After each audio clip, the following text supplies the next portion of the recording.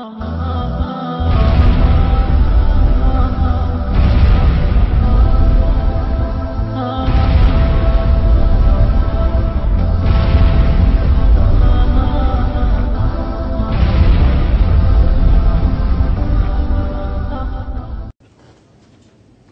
جھنڈے والوں کی قبریں دیکھو، کوئی فاتحہ پڑھنے والا کوئی نہیں۔ اگست میں ہماری جماعت یہاں آئی تھی، پہلے بھی میں ہم پہلے ترکی گئے تھے، تو میں ابو ایوب انصاری کے مزار پر گیا، کھڑے ہونے کی جگہ نہیں تھی،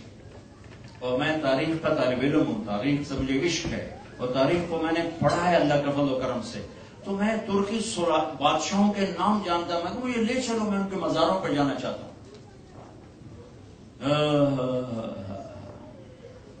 سلطان محمد فاتح کا نام تو آپ سب نے اکثر نے سنا ہوگا، جس نے استنبول فتح کیا، اس کی قبر پر گئے، ایک فاتحہ پڑھنے والا کوئی نہیں تھا۔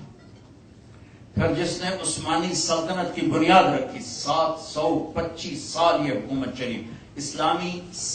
تاریخ میں سب سے طویل حکومت کرنے والا خاندان عثمانی ترک، عثمان خان کی قبر پر ایک آدمی فاتحہ پڑھنے والا کوئی نہیں تھا، اور اس کا بیٹا ارخ خان، اس کی قبر پر ایک آدمی فاتحہ پڑھنے والا نہیں تھا، پھر اس کا بیٹا مراد خان، اس کی قبر پہ ایک آدمی فاتحہ پڑھنے والا نہیں تھا، اور اس کی بیٹا با یزید یلدرم بجلی کی کڑک کو کہتے ہیں، اس قدر وہ جابر انسان تھا کہ بجلی کی کڑک بن گیا۔ اللہ کی قسم، جو کہ میں نے تاریخ پڑھی تھی، میری آنکھیں ڈبڈبا گئیں کہ ہائے، ایسا تاریک مزار اس کا، ایسا ویران قبر اس کی کہ مکھی اور مچھر کا بھی گزر نہیں تھا۔ اور مولانا روم کی قبر پہ گیا تو عجب تماشا دیکھا، مسلمانوں سے زیادہ غیر مسلم قبر پہ کھڑے تھے، اور پہلا مزار دیکھا جس پہ ٹکٹ لگا ہوا ہے، پوری دنیا پھر ہوں، مزاروں پہ گیا ہوں، ان کو اتنے وزٹر آتے ہیں کہ وہاں کی وہ جو کونسل ہے پونیا کی، انہوں نے وہاں 20 لیرے کا ٹکٹ لگا تھا، 950 روپیہ پڑتا ہے، تو ندی موج بڑی میں اللہ کے دوست مر کے بھی زندہ تھے۔ اور بادشاہوں ہمایوں کی قبر پہ گیا تو مغلوں کا دستور تھا، قبر اوپر مصنوعی قبر ہوتی، اصل قبر نیچے تہ خانے میں ہوتی۔ وہ جو گائیڈ تھا، میں نے کہا میں نے اتنے لے جا جڑی اصل قبر ہے، یہ تو اوپر بنا ہوا ہے ایسے ہی سنگ مرمر کا ہے، تو وہ لے گیا نیچے، ایک تنگ سا راستہ تھا، آگے ایک چھوٹا سا کمرہ، تو ٹارچ اس کے ہاتھ میں، تو ہمارے آگے تھا۔ میرے بھائیو، میں نے ایسا خوفناک منظر زندگی میں نہیں دیکھا۔ جب ٹارچ پڑی نا قبر پر، تو گدھ کے برابر چمگادڑوں نے سارے کمرے پہ قبضہ کیا، اتنے بڑے بڑے ان کے پر، میں 10 سیکنڈ نہیں کھڑا ہو سکا، میں تو فاتحہ بول کے میں کیا بھاج پترا جان بچا، وہ میں بھاگ گیا، نہیں کھڑا ہو سکا۔ ہمایوں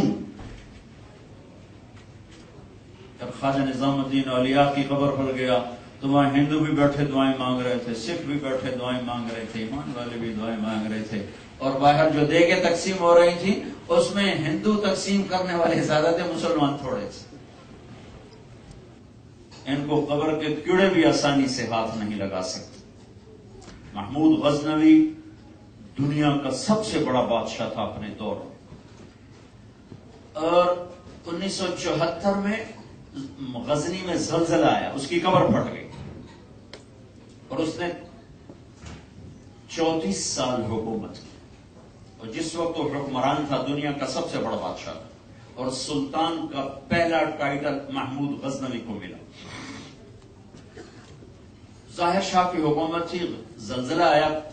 اس کا مقبرہ بھی پھٹ گیا، قبر بھی پھٹ گئی، تو انہوں نے قبر کو دوبارہ ٹھیک کرنے کے لیے نہ ساری کو کھول دیا۔ اللہ اکبر، اس کو مرے ہوئے 1000 سال ہوئے تھے، نہ علامہ،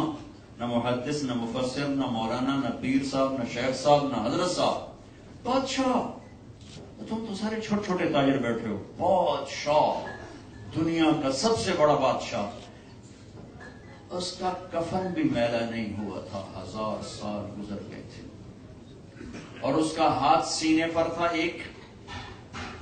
اور کفن سینے تک، سینہ کھلا ہوا تھا اور ہاتھ سینے پر تھا، یوں لگتا تھا جیسے آج ہی اس کو کوئی قبر میں اتار کے گیا ہے، ہاتھ لگایا گیا، ہاتھ کو دیکھا گیا تو نرم و نازک